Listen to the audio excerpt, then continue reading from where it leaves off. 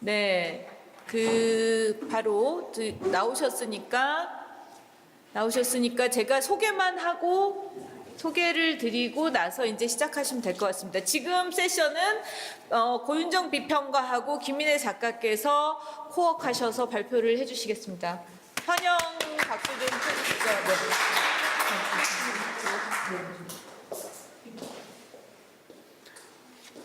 네. 저는 갤러리 9에서 협력 큐레이터로 일을 하고 있고 또 그래파이트 온 핑크에서도 출판사에서도 일을 하고 있는 고윤정이라고 하고요. 개인적으로는 이번에 비평 페스티벌을 2번째 참석을 하게 됐어요. 유일하게. 그래서 굉장히 여러 가지로 감회가 새롭고요. 네.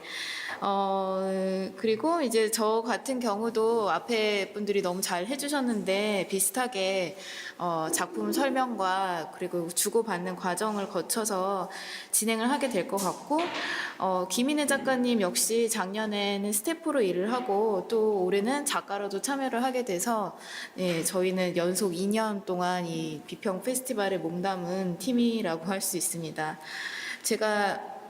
저의 PPT는 이쪽에 있고 이제 김인혜 작가님 PPT는 이쪽에 있는데요. 뭘 눌러야 다 함께 되는 걸까요?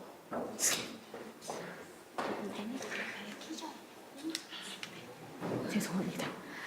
네. 김인혜 작가님은 이제 소통에 대해서 다루고 있어요. 사실 소통이나 관계에 대해서 얘기하고 있는 작가들이 굉장히 많긴 한데 이야기를 해보니까 문자 메시지나 아니면은 메일 같은 그런 텍스트로 오가는 중에 생기는 오해 같은 부분에 대해서 되게 관심이 많으시고 거기에 대한 문제 제기를 하셨던 것 같아요. 그래서 제가 언뜻 생각이 나서 예능 프로그램 하나를 웃자고 네, 하나 캡처를 해왔는데 로맨스가 더 필요해라는 그런 프로그램에서 썸톡이라는 거를 한 1년여간 분석한 경우가 있었어요. 그래서 요새가 얼마나 소통과 불통이 공존하는 시대인지를 얘기를 했었는데 문자 메시지만 가지고 오가는 남녀 간의 그런 오해에 대한 얘기들이었던 거죠. 그래서 여기서부터는 다시 이제 작가님의 작업 소개로 이어서 이제 넘어가도록 하겠습니다. 우선 제 작업 키워드를 뽑아보면 이렇게 4가지 단어가 되는 것 같아요. 저는 이제 소통의 어려움을 이제 모든 사람들이 겪고 있겠지만 이제 저도 그거에 대해서 예민하게 생각을 하고 있고 소통을 완전하게 하고 싶은 욕망도 누구보다 많이 있는데 오히려 이제 현대 사회는 소통을 하기 위해서 뭐 수단들이 많이 발달을 했음에도 불구하고 더 오해의 여지가 많아지는 경우들을 많이 봤어요. 뭐 SNS도 그렇고 문자 메시지, 전화, 뭐 그런 것들이 오히려 더 문제 제기가 되는 경우들이 많기 때문에 과연 이 소통을 위한 방법들이 우리가 고민하는 것만큼 발달을 했느냐, 아니면 그 태도에 대해서 조금 더 생각해 봐야 하는데 오히려 더 패스트푸드처럼 소비되는 것은 아닌가 싶은 생각을 하게 되었습니다. 네, 그래서 우선에 제 작업들을 좀 보여드리면, 이 작업은 2009년에 했던 작업인데요. 이때는 일단 설치 작업들을 했었어요. 그래서 이거는 홍대에 있는 갤러리 소굴이라는 곳에서 전시를 한 건데, 작은 방이 하나 있고 그 방의 입구에 이렇게 필름지를 입구에 붙였어요. 그래서 관객들은 이 방 안에는 들어갈 수가 없고 이 필름지를 통해서만 방 안에 있는 것들을 볼 수가 있는데, 거기 안에는 이렇게 의자도 있고 뭐 거울도 있고 선풍기도 있고 어떤 소리도 나고 있어요. 그래서 그런 것들을 필름지를 통해서 왜곡된 형상과 추측할 수 있는 존재감들만 있는 상황인 거죠. 그래서 물리적으로 단절된 소통 관계를 보여주고 싶었습니다. 네, 이것도 같은 맥락의 작업인데요. 이거는 딱 한 명만 앉을 수 있는 작은 공간을 트레이싱지로 이제 사면을 막아서 만든 거예요. 그래서 이제 누구나 이 안에 들어가서 앉아 있을 수가 있는데 이것 역시 물리적인 차단을 얘기하고 있습니다. 네, 이때 제가 작성을 했던 작가 노트를 잠깐 읽어 드릴게요. 네, 누구에게나 그들의 내부에는 그들만의 공간이 있다. 또한 그 공간에는 많은 것들이 내재되어 있는데 그것들은 대부분 비가시적인 것들로서 존재한다. 그것들은 외불로 표출되어 공유되기를 원하지만 대부분은 왜곡되게 표현되어 제대로 인지되지 못한다. 하지만 공유를 위한 표출은 끊임없이 행해지고 결국엔 허공에서 분산되기를 반복한다. 절대로 만나지 못할 두 직선의 관계처럼 융합되지 못하는 두 개의 공간은 이질적인 공간감을 자아낸다. 네, 이때는 저도 SNS를 열심히 했어요. 그래서 뭔가 이제 이런 추상적이기도 하고 좀 있어 보이는 단어들을 많이 썼던 것 같은데, 그 같은 주제를 가지고 현재까지도 작업을 하고 있음에도 불구하고 이때 제가 썼던 게 제일 저도 공감이 가서 이렇게 삽입을 해봤습니다. 네, 이것도 같은 맥락이긴 해요. 이제 계속해서 트레이싱지를 사용하고 있는데, 이거는 트레이싱지 위에 바느질을 하거나 흑연으로 텍스트들을 썼어요. 이제 이 지금 보여지는 것은 몇몇이라는 단어가 써 있긴 한데 대부분의 트레이싱지에는 쉽다 혹은 십 같은 단어가 있어요. 그래서 이제 소통을 향한 욕망을 표현한 단어들을 암시적으로 나타내었습니다. 네. 그리고 2013년도부터는 회화 작업을 했었는데요.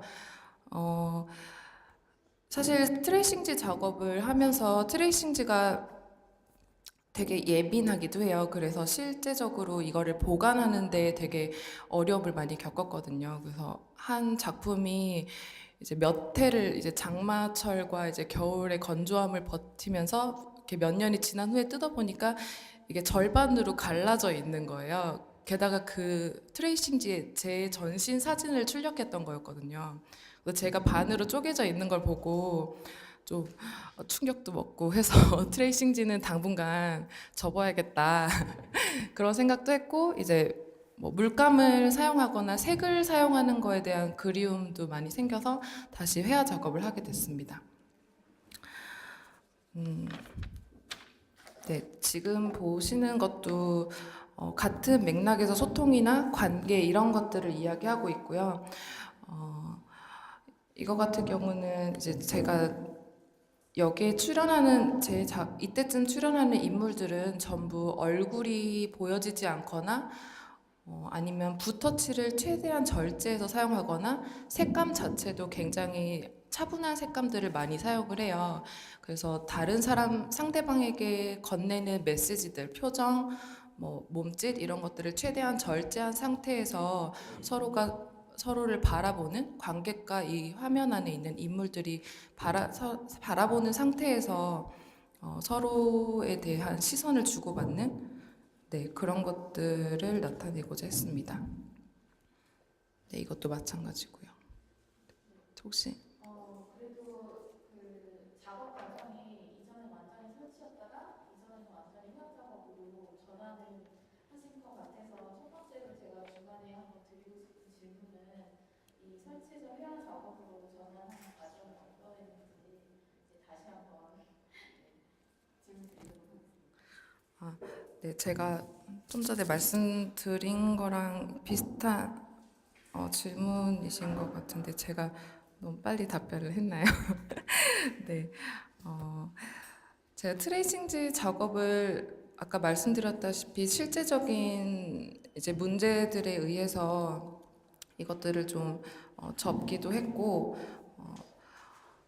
평면을 하게 되면서 평면이 갖고 있는 방법이라든지 보여지는 방식이 설치랑은 굉장히 다르다는 생각을 많이 했습니다. 이제, 트레이싱지는 시작할 때 이제 트레이싱지 자체가 갖고 있는 물성이 타자와의 관계성 자체를 보여준다고 생각을 했었거든요. 그래서 그것들을 뭐 꿰매거나 늘어뜨리거나 쌓아놓거나 어떤 방식으로 사용을 하든지 제가 이야기하고자 하는 주제 자체를 보여주는 완벽한 물체라고 생각을 했는데요. 이제 평면 작업을 하게 되면 이게 2차원 안에 표현을 하다 보니까 어떤 구도도 필요하게 되고 스토리도 필요하게 되고 이제 그런 것들이 이제 시나 소설에서 보여주는 문학적인 방법이랑 굉장히 비슷하다는 생각을 했어요. 그래서 보여지는 방식이 달라지고 이야기가 달라지고 하면서 뭐 그런 것들이 하나의 내러티브가 돼서 커다란 이야기를 만드는 살을 덧붙이는 과정으로서 작업을 하고 있게 되는 것 같습니다.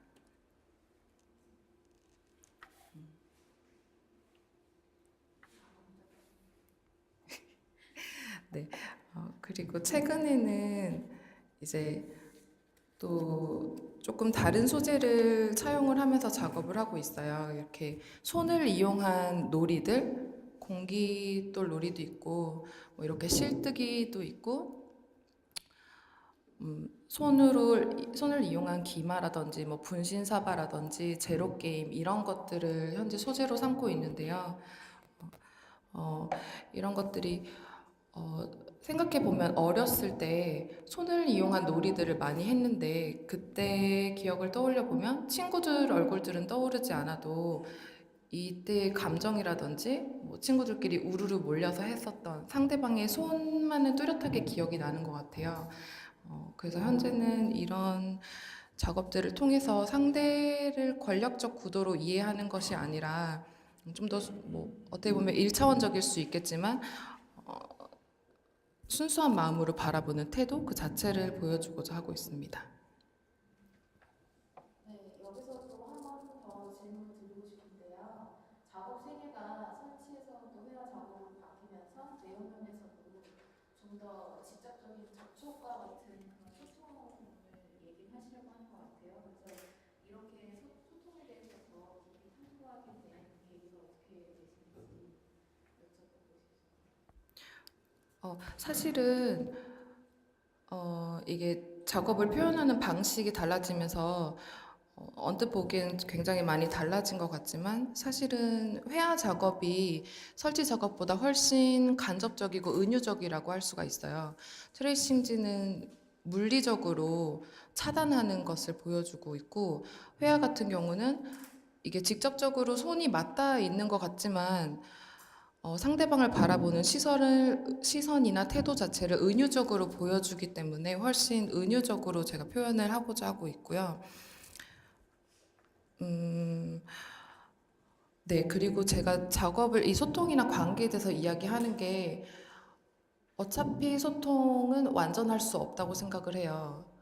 이게 단순히 정보 전달을 하는 소통을 이야기하고 있는 것이 아니기 때문에 어떤 이상향적인 소통을 위해서 우리가 노력을 할 수는 있지만 완전히 합일된 관계는 될 수가 없어서 하지만 그거를 위한 태도를 취하는 것 자체에 대해 더 중점을 두고 작업을 하고 있습니다. 네, 잠시 이제 저의 PPT로 넘어가는 시간인데요. 연상되는 작업이 두 가지가 있어서 설명을 잠시 드리려고 해요. 근데 관계나 소통에 대한 작가들의 탐구는 사실 되게, 유행이 한번 지나간 것 같으면서도 지속적으로 나타나고 있는 작업들이라고 생각을 하는데요. 그리고 또 계속해서 탐구해도 약간 끝이 없는 이제 그런 내용 중에 하나라고 생각을 하는데, 개인적으로는 이 작업이 이제 생각이 많이 났었고, 모두 많은 동시대 미술을 연구하시는 분들이 많이 봤던 작업이라서 동영상까지 보진 않겠지만 그 아브로마비치와 그 남자친구였던 율레이가 한순간에 1분 동안 서로 마주보는 것을 밖에 할 수 없는 그 수십 년 동안 헤어져 있다가 다시 만났을 때 말없이 계속 눈빛만 주고받았던 이제 그런 퍼포먼스예요. 그래서 한 자리에서 언어나 텍스트나 그런 우리가 가시적으로 알 수 있는 그런 정보 외에도 눈빛이나 분위기나 여러 가지 그런 경험 할 수 있는 그런 과정과 상황 속에서 소통이 얼마나 더 명확하게 진행이 됐던가 하는 이제 그런 작품이 좀 생각이 났었고, 그 다음에는 그 안토니 곰리의 그 숨쉬는 공간이라는 작업이 이 작업이랑 또 연결지어서 생각해 볼 수 있지 않을까 하는 생각이 들었었습니다. 잠시 먼저 그 동영상을 좀 보면요. 이 작업 역시 깜깜한 공간에 그 철근 구조물밖에 없는 그런 작업입니다. 그래서 2분 40초, 45초 정도에서 보여주시면 되는데요. 화이트 큐브 갤러리 지하를 그 철근 구조물로 작업을 진행을 한 건데 아주 깜깜한 공간에 그 야광으로 비춰지는 이 구조물밖에 없고 여기를 어떻게 돌아다녀야 될지 그 작업을 어떻게 경험을 해야 될지 그 사람들이 계속 의논하는 과정을 겪습니다. 그래서 눈에 보이진 않고 소리만 들린다든지 뭐 땀 냄새라든지 뭐 향수 냄새라든지 발소리라든지 근데 이 동영상이 지금 그 소리가 안 들려서 그게 그 감흥이 오진 않는데 그런 아주 일부의 그 상황적이고 그 문맥적인 그런 그 과정들만을 가지고 소통을 하게 됩니다. 그래서 관계라는 것이 과연 그렇게 몇몇 가지 정보들로 단순하게 해석될 수 있는 것인지 이제 심리적이고 물리적이고 그런 모든 것들이 이제 고려해서 점차 쌓여가는 게 아닌지 이제 그런 갑자기 이제 막 돌아다니다가 여기서 갑자기 불이 켜지면서 그제서야 사람들이 가시적인 정보를 바라보게 되고 조금 후에 다시 점점 꺼지면서 계속 이 작업은 이렇게 이런 과정을 반복을 하는 작업이라고 할 수 있습니다. 그래서 김인혜 작가님의 작업을 보면서 이제 이 두 작업이 되게 강력하게 생각이 났었고 개인적인 경험으로도 제가 한번 경험했던 어떤 압박감이 되게 이거보다 더 훨씬 작은 방에서 서로 말을 하지 않는데 등 뒤에 있는 그런 그 느낌이나 지금 서로에게 들리고 있는 어떤 숨소리나 뭐 호흡이나 아니면은 뭐 발소리나 그 서로 다른 얘기를 하고 있는 과정 중에서도 이쪽이랑 그럼에도 불구하고 연결되어 있는 이제 그런 개인적으로 심리적으로 되게 압박감을 느꼈던 경험이 있었고 또 그런 관계를 차차 쌓아가는 과정이 이후에 오히려 강력하게 서로를 공동체로 만들어가는 그런 과정이라고 생각을 했고요. 근데 이제 그 여기에서 이제 미술계나 아니면은 그 작가님들이나 이런 부분 그 제시되는 그 문제 제기가 되는 중에서 그 소통이 정말 부재다라는 그런 많은 의견들이 오가고 있지만 이제 실제 그 소통 방법에 대한 제안들은 아직은 이렇게 구체적이게 오가는 그런 부분들이 좀 없지 않나 하는 생각이 들기도 했습니다. 그래서 그리고 이제 한때 뭐 많은 분들이 많이 알고 있는 그런 이론들에서 관계라는 거에 대해서 오랜 시간 이제 화두를 던졌었고 거기에서 얘기했던 것 중에 하나는 관계라는 것이 이제 관계라는 걸 이벤트화해서 유행했던 시기가 한참 있었고 거기에 대해서 공격하는 이론들이 관계는 이벤트가 아니다. 어떤 사회적이거나 윤리적인 그런 내용들이 필요하다. 이런 내용들이 있었는데 여기에서 저는 그 교육학이나 질적 연구 아니면은 인류학적 연구에서 많이 쓰이는 어떤 라뽀라는 단어를 좀 제시를 하는 게 어떨까. 또 김인혜 작업에서도 앞으로 더 이 작업들이 발전하기 위해서는 이런 부분들을 인지를 하는 것이 더 좋은 작품을 기대할 수 있게 하지 않을까 싶어서 이제 라뽀라는 단어를 설명을 드리고 싶은데요. 이 라뽀라는 단어는 그러니까 말하자면 인류학을 공부하는 분들이 뭐 파푸아 뉴기니라든지 그런 전혀 모르는 곳에 갔을 때 그 사람들이랑 어떻게 관계를 맺어가는지 그리고 뭐 예를 들어서 교육학 같은 경우에는 이제 양적 연구라는 거랑 질적 연구가 있는데 질적 연구의 경우는 인류학자처럼 어떤 모르는 집단을 계속 탐구를 하는 작업이에요. 그래서 예를 들면 그 학교를 가지 않고 집에서 홈스쿨을 하는 아이들의 특성을 연구를 한다든지 아니면은 결혼을 하지 않는 여성을 연구를 한다든지 그래서 뭐 어떤 되게 특수한 집단을 연구를 하는 건데 그 연구를 진행하는 데 있어서 가장 필요한 게 이 랍보라고 할 수 있는데 단순하게는 유대감이나 어떤 동질감이나 이렇게 느껴질 수도 있지만 이 단어가 굉장히 장기간 그 사람이 마치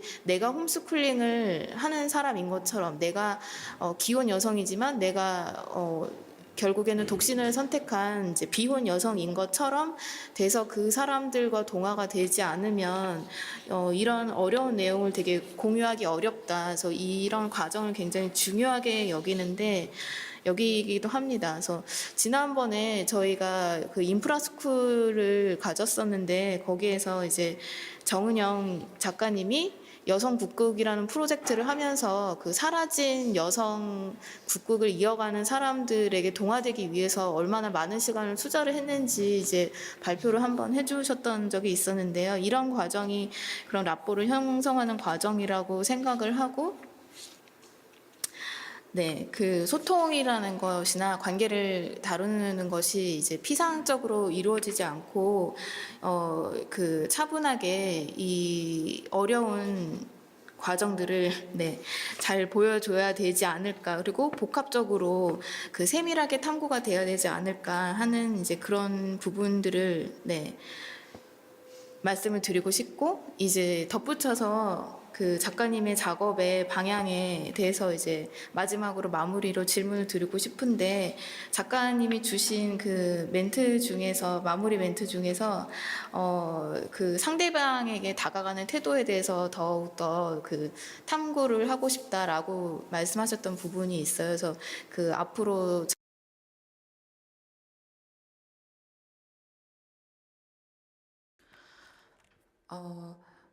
우선 상대방에게 다가가는 방법에는 되게 많은 방법들이 있겠는데 일단 대표적으로 언어를 사용할 수가 있겠죠. 근데 제가 지금 이렇게 막 설명을 하면서도 정말 언어는 너무 어렵고 한계성이 많고 언어를 이렇게 단련하고 재련한 게 너무 이렇게 개개인마다 상대적으로 차이가 크기 때문에 저도 지금 너무 이렇게 말을 거의 의식의 흐름에 따라서 이야기하면서 조리 있게 말을 잘 못한 것 같아서 이렇게 한계를 많이 느끼고 있어요.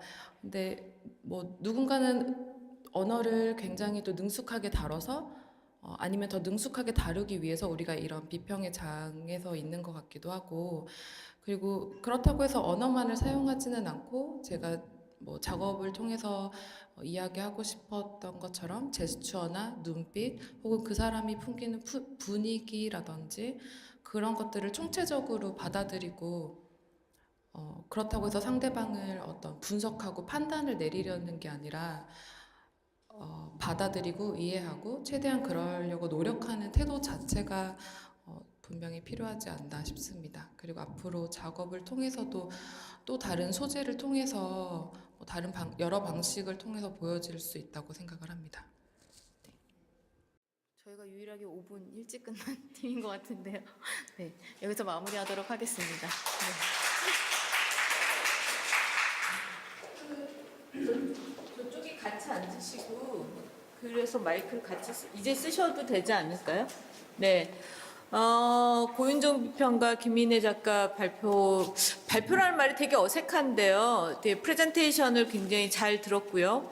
또 이 물리적인 위치라는 게 또 결국은 대화나 관계 양상에 굉장히 결정적인 부분이라는 생각을 하게 하는 그 팀이었습니다. 저는 그러니까 여러분들이 들으시면서 또 상황을 같이 경험하시면서 어떤 생각들을 하셨을지 잘 모르겠지만 저는 제가 한 명의 오디언스로서 청자로서 경험한 거는 물리적 거리는 정말 이렇게 커뮤니케이션을 규정짓는 굉장히 중요한 요소다라는 생각을 하게 됐어요. 그래서 갑자기 생각난 건 이게 그렇게 재밌는 얘기인지는 모르겠지만 처음에 저는 듣고서 금방 이해가 안 갔고 그 다음에 이해가 가는 순간 굉장히 독창적인 생각이라고 생각한 아이디어가 하나 있는데요. 결혼을 하지만 사랑하는 사람들끼리 결혼은 하지만 한 집에서 살지는 말자. 라고 하는 말을 제가 한 1년 전인가 들었는데, 아니 저한테 한 얘기가 아니라 저한테 한 얘기가 아니라 이제 그 어떤 사람의 결혼관이 그렇다고 하더라고요. 결혼은 하는데 같이 살지는 말고 따로따로 살고 결혼하자. 우리는 사랑하니까. 그 얘기를 듣고 처음에 이게 무슨 말이지라고 생각했는데 지금은 굉장히 이상적인 결혼의 방식 중에 하나가 아닐까라는 생각을 좀 했었어요. 하고 있는데 지금 물리적 거리와 관계에 대한 얘기를 하면서 제가 바로 그 말이 떠올랐습니다. 그러니까 관계를 맺되 그 관계가 공간을 같이 점유한다든가 아니면 물리적인 어떤 밀착도라든가 경험을 공유하지 않는 차원들로도 관계라는 걸 할 수 있지 않나? 그리고 그것도 일종의 관계이고 그 관계라는 건 사실 평행선이라든가 관계가 나쁘다 좋다 이게 아닌 거일 수 있겠다라는 생각이 들었어요.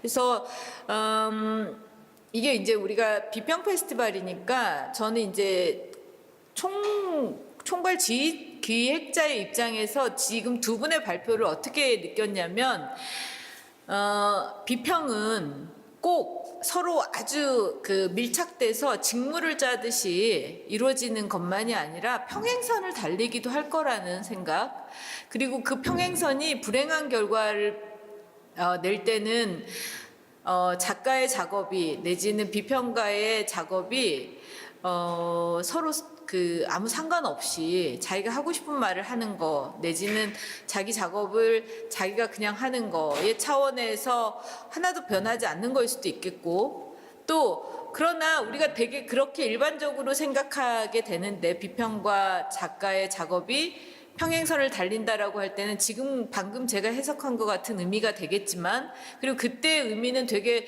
부정적인 뉘앙스를 풍기고 있잖아요. 갖고 있잖아요. 그런데 또 한편으로는 저는 지금 두 분이 한 그 퍼포먼스는 상당히 그 평행선을 달리는데 흥미로운 평행선이라는 생각을 했습니다.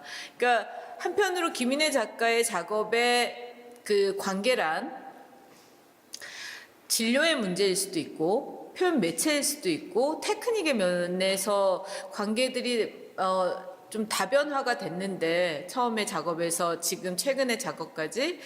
그런데 또 이제 고윤정 비평가가 이쪽 그 파티에서 보여준 자기 탐구의 결과는 또 한편으로는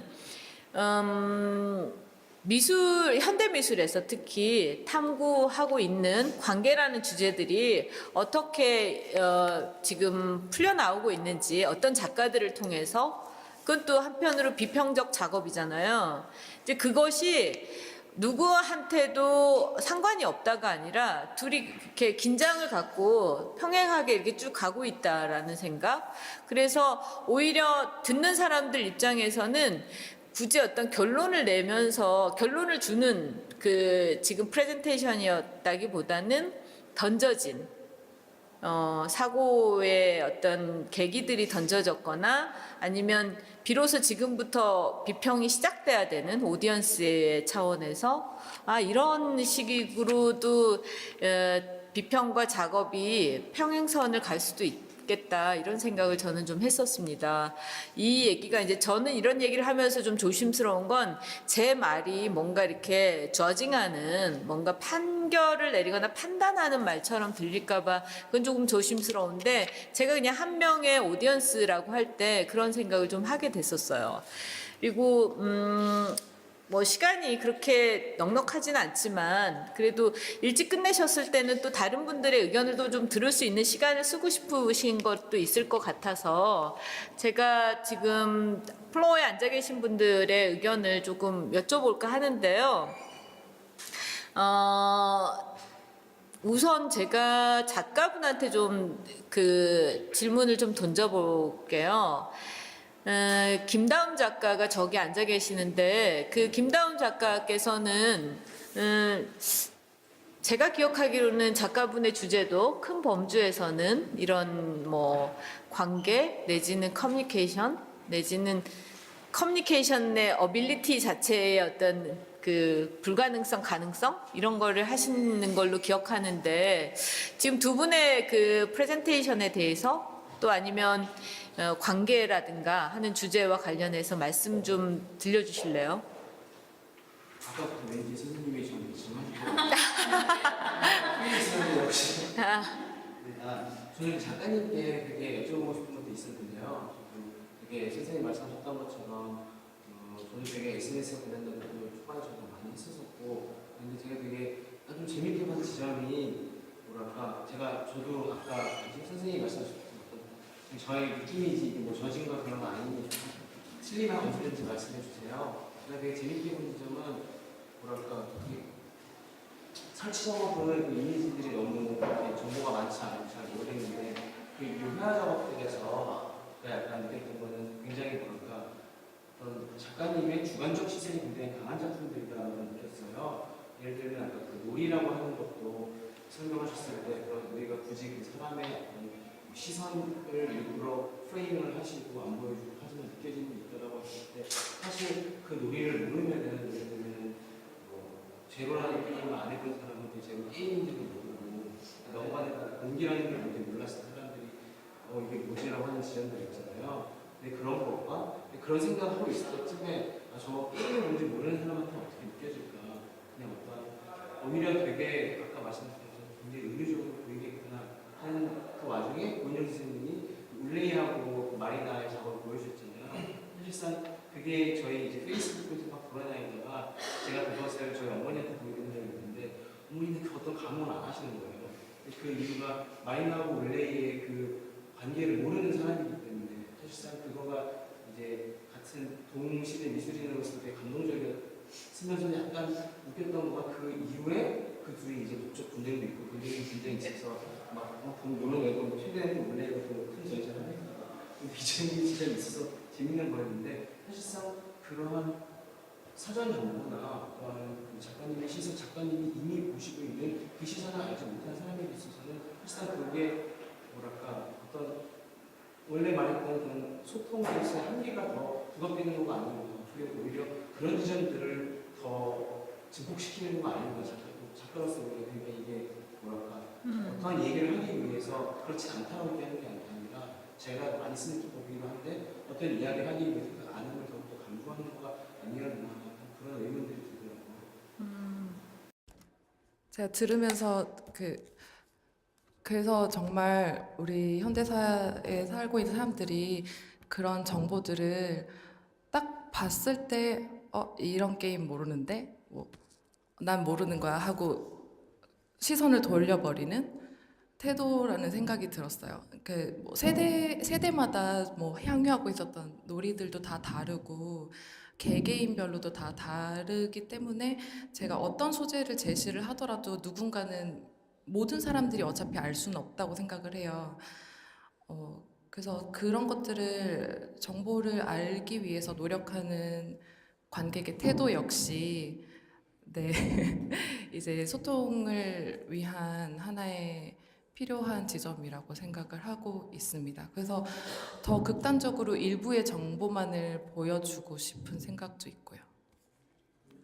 되게 궁금한 거가 그 작업을 하실 때 어떤 특정 대상을 이렇게 한정인가 어떤 대상이 정하고 작업을 하시나요? 생각 안 하고 그러니까 모티프를 한정하냐는 얘기. 아니 관객. 그럼 대상? 네 관객. 관계의 대상? 네 관객의 대상. 관객? 관객. 오디언스. 오디언스. 관객 그러니까. 오디언스. 그렇진 않은 것 같아요. 근데 이게 좀 더 개인적인 이야기일 수가 있겠죠. 제가 모르는 것을 설명할 수도 없는 거고, 저는 제 개인적으로 저런 기억들에 대해서 갖고 있고, 그런 것들을 이야기해야만 더 공감 갈 수 있는 여지가 생기지 않나. 제가 모르는 요즘 초등학생들이 하는 뭐 그런 게임들을 설명할 수는 없지 않을까요? 근데 저는 두 분의 Q&A에서 포인트는 그러니까 지금 얘기는 관객을 한정하냐 안 하냐의 얘기였고 그거에 답변은 됐던 것 같고요.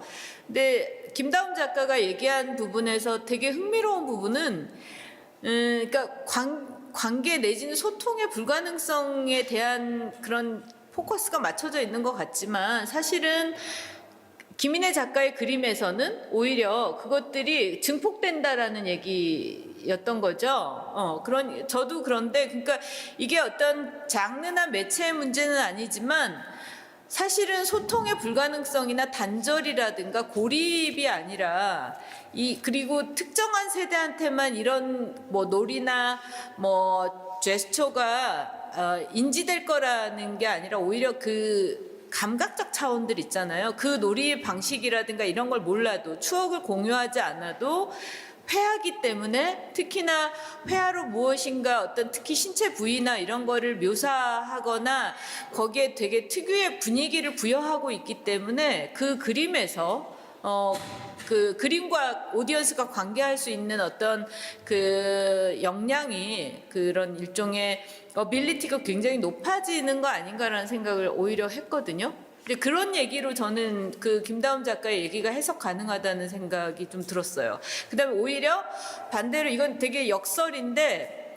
마리나 아브로비치하고 울레이 같은 경우는 사실은 굉장히 그 예컨대 김다운 작가의 어머님께서 보시고 아무것도 느낄 수 없다고 말하는 건 그게 현대미술의 어떤 폼들 있잖아요. 특히 퍼포먼스라고 하는 어떤 폼들의 픽스드 돼 있기 때문에 한정돼 있거나 내지는 거기에 소위 전문화돼 있는 비주얼 랭귀지이기 때문에 오히려 그 감각을 공유하는 게 훨씬 더 어렵지 않나.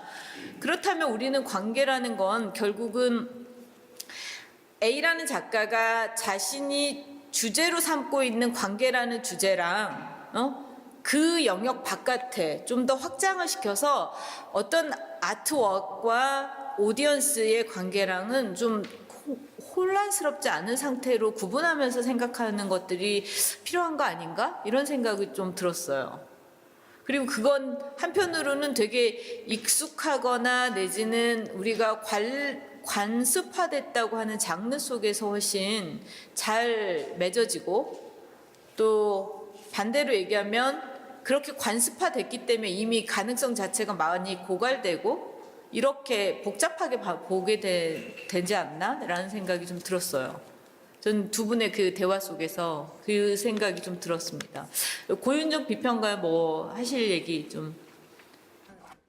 저는 작업보다 이 선생님이 저희의 발표 과정에 대해서 흥미진진하게 생각하셔가지고 저도 그 부분이 더 흥미진진했던 것 같은데요. 우선은 이제 대화하는 형식이 좀 더 부각이 됐으면 좋겠다고 생각해서 이제 PPT를 완전히 따로 만들고 서로 이제 내용을 공유했지만 따로 만들고 그리고 앉는 것도 일부러 따로 앉았거든요. 그래서 일부러 따로 앉은 것도 이제 작가님이 제안을 해주셨는데 작년에 제가 두 번째 참여하는 거니까 작년에 그 참여했을 때 제가 직접 본 건 아니지만 그때는 비평가하고 작가가 서로 전혀 합의되지 않은 내용을 여기에서 서로 질문을 하면서 싸운다거나 이제 그런 일들도 되게 다반사였던 걸로 기억이 나요. 그래서 좀 더 즉흥적이고 현장적인 것도 이 비평 페스티벌에서 또 추구했던 점 중에 하나가 아닐까 하는 좀 생각이 들었습니다. 네. 오늘 저는 두 분의 그 프레젠테이션에서는 그 패러렐하다는 거 있잖아요. 평행하다는 거. 이게 되게 우리가 고정된 관념 말고 다른 양상으로도 펼쳐질 수 있구나를 좀 경험했다는 점에서 상당히 유의미하지 않았나 이런 생각을 했습니다. 네, 또 어떤 말씀을 좀 하실 분이 있으신가요? 네. 제가 지목해도 될까요? 싫으시죠? 네. 온정윤 작가 어떤 할 코멘트나 없으세요? 네. 그러면 시간이 지금 벌써 3시 반이네요. 네. 박수로 퇴장하시는데 박수로 보내드리겠습니다. 네, 오늘 또 5시까지 이게 비평 워크숍이고요. 그리고 나서 1시간의 리뷰 시간이 있는데 그 시간을 작년하고 달리 박수로 퇴장하시는데 박수로 보내드리겠습니다.